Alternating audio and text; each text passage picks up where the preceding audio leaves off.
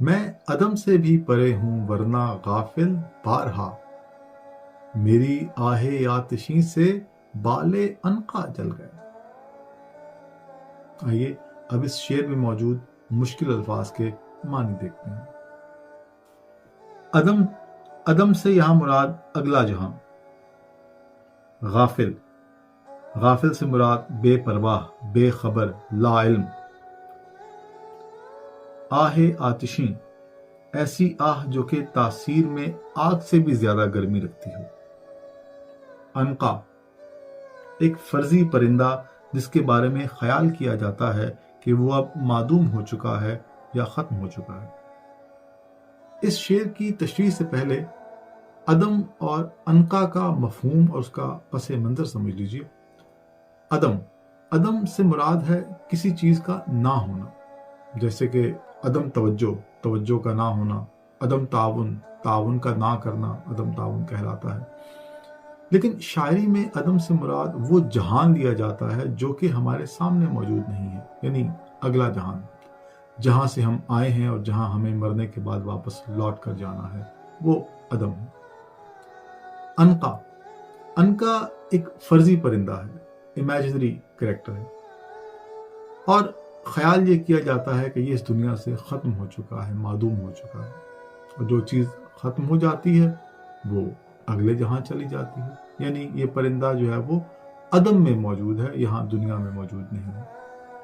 और गालिब कहते हैं कि मेरी आह में इतना असर है कि ये जहां तो क्या वो अदम तक जा पहुंचती है। और कहते हैं कि बारहा यानी अक्सर औकात तो ऐसा हुआ कि मेरी आह जो कि आहे आतिशी है, जब अदम पहुंची तो उसकी तपिश और उसकी गर्मी से अनका के पर तक जल गए।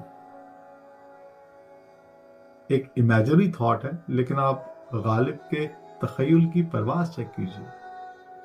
खैर, वापस आते हैं शेर की तशरीह की तरफ। तो जब गालिब की आहें और नाले महबूब तक ना पहुंचे और महबूब जो है वो गालिब के हाले दिल से बेखबर ही रहा, तो दोस्त अहबाब ने कहना शुरू कर दिया कि मिर्जा साहिब, अब आपकी आहों और आपके नालों में वो असर बाकी नहीं रहा कि महबूब खिंच कर चला आए।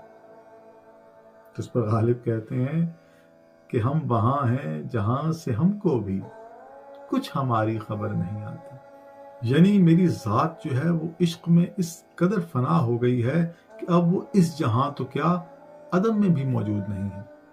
वरना गाफिल बारहा, वरना ए बेखबर इंसान बारहा, यानी कई बार ऐसा हुआ कि मेरी आहे आतिशी से बाल अनका जल गया, कि मेरी आहे आतिशी से जो है वो बाल अनका तक जल जाया करते थे। इतनी तासीर, इतना असर हुआ करता था मेरी आहों में।